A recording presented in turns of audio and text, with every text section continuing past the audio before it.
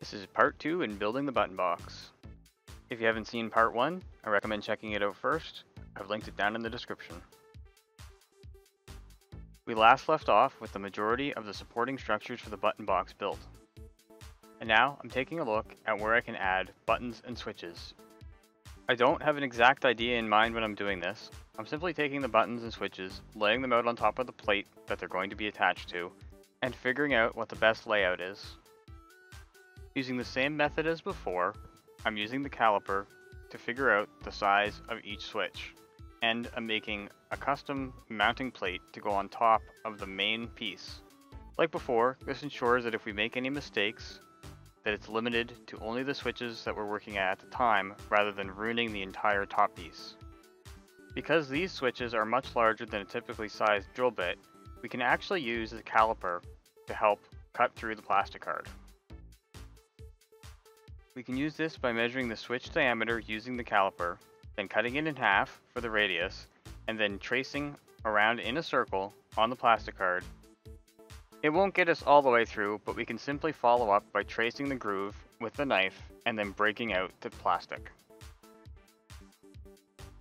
I like to use pliers here simply because it makes it a little bit easier when dealing with complicated shapes. Don't worry about bending the plastic too much. Just keep going until it breaks along the line that you've cut out with the knife. Because it's a circle, you may have to work your way around it. This leaves us with two perfectly centered circles the exact size we need for the switches. Here, I've repeated that same process and created mounting plates for all the additional buttons and switches that are going to go on the top of the button box.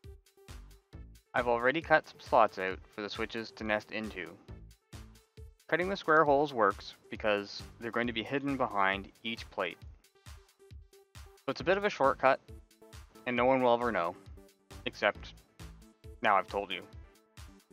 So I guess the secret's out. The next thing to do is test fit all of the switches that are going to be mounted into this top piece. We're checking the layout, making sure that there's enough clearance, and making sure that we're able to reach all of the buttons and switches without them interfering with anything else we've already placed on the button box so far. Looks like this is going to work. I've cut out some thin strips of plastic card and arranged them in a grid pattern on the back of the top piece. Then I've cemented them in place, making sure that there's enough room to get access to all the buttons and switches. I've also created, using a couple of spare pieces of plastic card, some back support, just to allow the whole top piece to rest snugly against the bottom of the button box. This just adds some rigidity and stability to the top. I've also added some corner supports in the back to reinforce that part of the button box.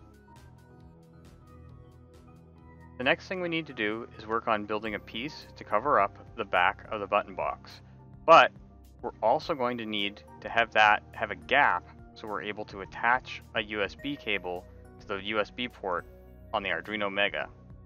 It sounds a little tricky, but with the caliper, it actually is quite easy. First, we make a measurement using the caliper from one side of the button box to the USB port. Then, using the caliper, we mark on the plastic card that distance. Once it's marked, I then line up the plastic and double check to make sure that we're on track so far. The next step is going to be measuring the other side using the exact same method. We could then lock the caliper down and then mark that distance on the plastic card.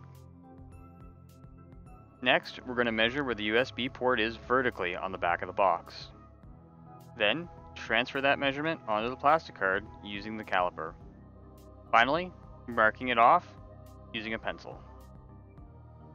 Lastly, for our measurements, we can measure the entire height of the USB port itself, and then transfer that using the previous line we marked on the plastic card to give us the height. And that's basically it. You can see here how that gives us the exact location and size of the USB port for us to cut out on the plastic card. Finally, we can test fit the back piece to make sure that everything lines up. So now we're basically done with everything that's functional, at least about the physical construction of the actual button box. However, even with the mounting plates on there for all the buttons and switches, it's still rather plain. So in order to make things a little bit more visually interesting, we're going to take some additional layers of plastic card and attach them to the button box. What we're going to do is we're going to create some gribbles.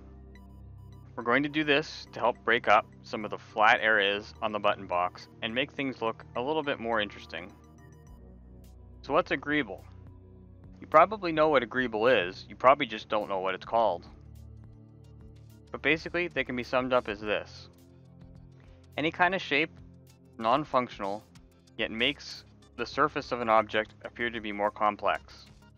Some prime examples of gribbles are ships from Star Wars, such as the Star Destroyer and the Death Star. There's lots of individual little surface details that are added in order to make things look much more complex and interesting. So this is more of a sort of design thing. But because we've already established the octagonal shapes as being the mounting plates for buttons and switches, we don't want to reuse that same type of design language for the gribbles along the sides and the top of the box. I mean, if you really wanted to, you could, but since we have total control here, let's just do something a little different to make it a little bit more visually distinct. I like to use the shapes on the cutting mat as a shortcut to quickly build some complicated shapes to go on the outside of the button box. I use the same technique when I built the cockpit as well. So, first thing we're going to do is work on the thin top section. I like to take a measurement with the caliper and then take off about, say, 20 to 25%. So I've marked how big I want the gribble to be, I trace it out with a pencil, and then I cut it out with a knife. Now that I have a strip of plastic to work with, I'm using the lines on the cutting mat to cut out some trapezoidal shapes. These are fairly easy to turn out at this point, since it's quick to mark and cut. I'm doing 4 of the same length and then 1 large one. Now we can test place those pieces on the top and see how it looks. Once we're satisfied with their position, we can apply some plastic cement and secure them in place. I like to use a strip of plastic card just to keep everything aligned. We can repeat the same process for building up gribbles on the side of the box. Here, I've attached more trapezoidal pieces onto the sides and built them up in a couple of layers. As you can see, this really helps to break up the flat sections. And it's a really quick and easy way to give it a much more visually interesting look. Now we're almost completely done with the physical construction of the button box. All the switches and buttons have been test fit, our gribbles are on to complete the nice look, and I've attached using some screws the back plate. The top piece fits on by pressure, simply by building up the underside using a couple of extra pieces of plastic card so that it fits perfectly snug with the top. Along with the strips of plastic card that were added earlier, this provides a lot of stability for the top. We need to make sure that the top and the back are going to remain accessible afterwards so we can wire everything up. Next, we're going to use a 2-part epoxy putty called Milliput to fill in any gaps that we've accidentally made along the way. There's always going to be some sort of gap or something not being perfectly aligned. We can use Milliput and sanding to help make everything look very nice and polished. So, let's remove all the switches, unscrew the Arduino Mega, and be left with our raw pieces of plastic. Then we can fill in by mixing up the Milliput, pressing it into the gaps, smoothing it down, waiting about 3 hours, and then lightly sanding.